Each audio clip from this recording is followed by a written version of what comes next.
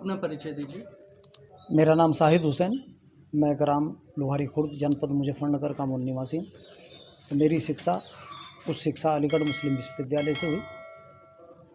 अच्छा, वर्तमान में मैं अपने खेती कार्य में अक्सर लीन रहता हूँ।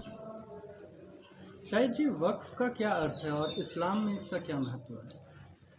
वक्फ इस्लाम की एक दान पद्धति जो कभी यतीम, गरीब और मजलूम लोगों के लिए एक विचार था कि इन लोगों के उत्थान के लिए इसका प्रयोग किया जाएगा। जो धन राज्य और सामाजिक स्तर पर जिससे आय प्राप्त होगी उसे इनके उत्थान के लिए प्रयोग किया जाएगा।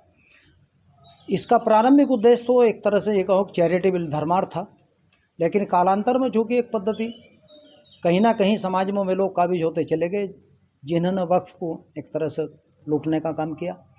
इसी संदर्भ में 1913 से लेकर 23, 54, 1984, 1995, 2013, वर्तमान में 2025 बिल इसी की एक परिणति।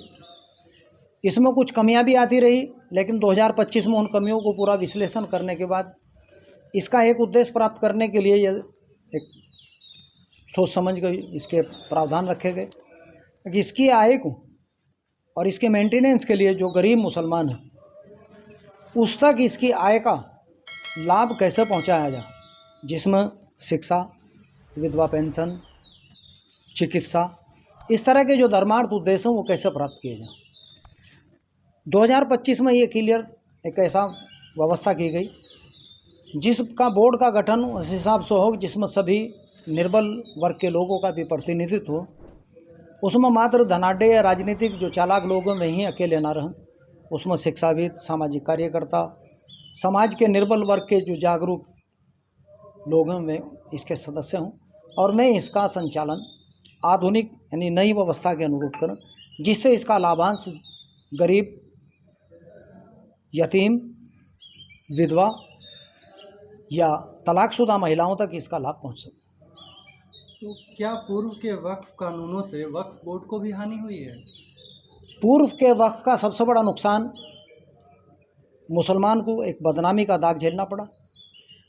जो वक्फ के नाम पर शासकीय संपत्ति, राजकीय संपत्तियों पर अवैध रूप से काबिज हुए वे लोग थे जिन्होंने इसका पूरा लाभ उठाया। बदनाम मुसलमान हुआ, काबिज कुछ चुनिंदा लोग हुए। वक्फ को लाभ हुआ या हानि ये तो एक जांच का विषय है, क्योंकि इसका तो जब तक स्पष्टीकरण ना आ जाए कि इन सरकारी या इस तरह की संपत्तियों पर वक्फ के नाम पर किसने कब्जा किया, इसका पता तो चलेगा। देखिए, एक पूरा इंफ्रास्ट्रक्चर है, पूरे एक व्यवस्था में उनका पता लगाना तो राज्य सरकार और जांच का विषय है। लेकिन इसी बात को रखकर शायद अलग अलग जो इसमें 1995 और 2013 के बिल में चेंज किया गया, धारा शायद 40, 41 इस तरह की जो अमेंड किया गया या कुछ को निरस्त कर दिया गया। वर्तमान व्यवस्था में यह है कि उनका सर्वे करके एक आधुनिक व्यवस्था के हिसाब से उनका प्रविष्टि की जाएगी अभिलेखों में और उसका ये निर्धारण किया जाएगा कि वास्तव में अगर वक्फ के हैं तो ये गरीबों के लिए कैसे काम आ सकते। आप वर्तमान में मुस्लिम समुदाय को क्या संदेश देना चाहते हैं? वर्तमान समुदाय की जहाँ तक बात है मुसलमान की, मुसलमान को इस बिल को पास होने के बाद उन विषयों पर विचार करना चाहिए जिससे गरीब मुसलमान, यतीम या अनाथ बच्चों तक इसका लाभ पहुंचाने के लिए इसकी आय का, मान लो 100 करोड़ रुपए की आय वार्षिक रूप से दुकानों से, मकानों से प्राप्त हो रही, उसका लाभांश ये निर्धारित किया जाए, राज्य के देखरेख में उसका वितरण किया जाए, उसका लाभ गरीबों तक पहुंचाया जाए। जो वक्फ बोर्ड पर पहले से ही काबिज लोग हैं उनके उस अपकृत्य इलीगल वर्क को जांच करके उस पर उसे नियंत्रित किया जाए या उसमें सुधार किया जाए, ताकि राज्य सरकार की उस व्यवस्था के अनुरूप वक्फ राज्य सरकार के नियंत्रण,